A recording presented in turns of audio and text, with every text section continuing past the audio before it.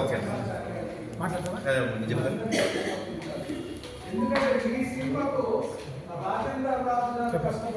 నమస్కారం అండి. ప్రతాప్ రెడ్డి గారిని కలవడం చాలా ఆనందంగా ఉంది. ఓ తండ్రి తీర్పు సినిమాతో నిజంగా మనసు కదిలిందండి. అది నిజంగా తల్లిదండ్రులకి ఎలాంటి కొడుకులు ఎలాంటి కూతురు ఉండాలనేది నిజంగా ఒక మంచి మెసేజ్ ఇచ్చారు. ప్లీజ్ సినిమా చూసి నిజంగా కొంతమంది అన్న మారుతారు. ఇలాంటి మెసేజ్ సినిమాలు ఈ 2024లో ఇది రావడం ఇదే నేను ఫస్ట్ టైం చూశాను. ఇంతకు చాలా సినిమాలు వచ్చినా ఆ స్టోరీకి ఈ స్టోరీకి అసలు పొంతనే లేదు. అలాగే ప్రతాప్ రెడ్డి గారు డైరెక్షన్ చేసి అందరూ నటించడం అంటే చెప్పాలంటే ఈయనే హీరో సినిమాలు. అలాగే సార్ చూస్తే కళా తపస్వి కె విశ్వనాథ్ గారిని గుర్తు చేశారు. నిజంగా చూస్తే సార్ కూడా అలాగే ఉన్నారు. నిజంగా అంటే ఒక పేరు తెలిసామని కాదు, ఒక మహానుభావుడి పేరు తెలిసామంటే నిజంగా ఈయనలో ఎంత గొప్ప ఉందనేది కూడా మనం చెప్పచ్చు. అలాగే సాంగ్స్ కూడా చాలా అంటే చాలా సెంటిమెంట్ సాంగ్, రాయి దెబ్బ తగిలినట్టు, అది చాలా అండి మనసు ఎమోషన్ మామూలు విషయం కాదు. ఎంత ఎక్సలెంట్గా తీశారంటే ఈ సమయంలో ఈ సందర్భంలో అటువంటి పిక్చర్ వచ్చిందంటే ప్రతి ఒక్క తల్లిదండ్రి పిల్లలకి నేర్పించిన గుణపాఠం మామూలు విషయం కాదు.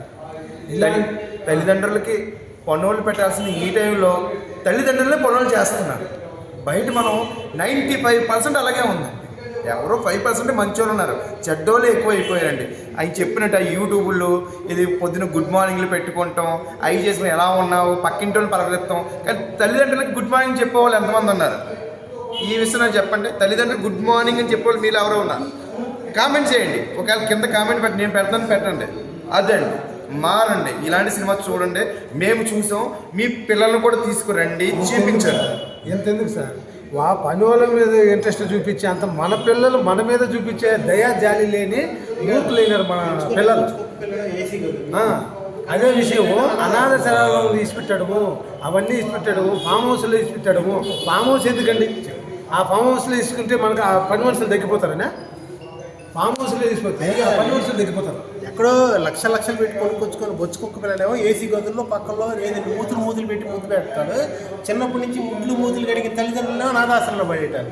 కరెక్ట్గా తీశారు సార్ సినిమా. చాలా చూసి 2025లో కనీసం కొంతమంది అని మారండి ఈ సినిమా చూడండి.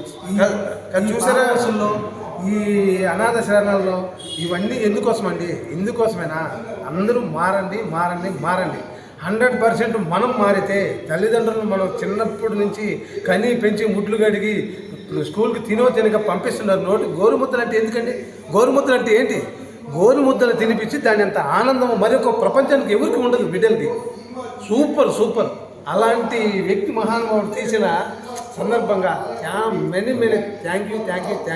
అది కాదు, నడిరేయి అప్పుడు సార్ పెట్టాడు. నడిరేయి మీకు రక్త విరేచనాలు అయితే ఈ చేతులతో మోసుకెళ్ళేవరా, ఆ చేతులు నిండా అనుకుంటా. కనీసం మాకు ఇంట్లో బాగాలేకపోతే నడిరే ఇక్కడ ఫంక్షన్లో పోతాం అని చెప్పి మమ్మల్ని ఇంటికి వచ్చిన అమ్మ నాన్నలు వదిలిపెట్టి మీరు అట్లా వెళ్ళిపోయారు. చిన్ననాడు మేము మా పిల్లలకి చేసిన విషయాలన్నీ గుర్తు చేశాను. ఇంకా మా పిల్లలకి పెళ్ళిళ్ళు అవ్వలేదు, చూద్దాం ఏం జరుగుతుందో మరి మా భవిష్యత్తు.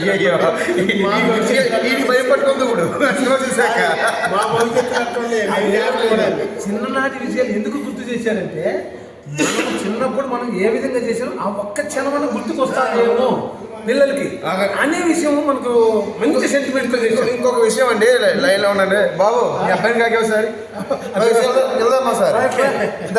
ఇగో తండ్రితో పాటు కొడుకుని తీసుకొచ్చాడు. చూడటం కాదు, చెప్పు 100%. ఈ సినిమా చూస్తే నీకు ఏమనిపించిందమ్మా? మారాలనిపించింది. మారితే మంచిగా ఉంటారు. తల్లిదండ్రులు ఎట్లా చెప్తే అట్లా వినాలి. మన మీద మనం ఎదగాలి, మంచిగా చూసుకోవాలి తండ్రి. గుడ్ మెసేజ్ అదండి. తప్పకుండా మారుతారు. వాళ్ళు కొంచెం ఇలాంటి పిల్లలు మనం చూసినా కానీ వాళ్ళ కళ్ళతో చూస్తేనే మారుతారు. మార్పు రావాలి. 100% మారుతారు ఈ సినిమా చూసి. ఏదైనా సరేనండి, మీరు సంపాదించిన ఆస్తులు మీ దగ్గరే ఉండాలి.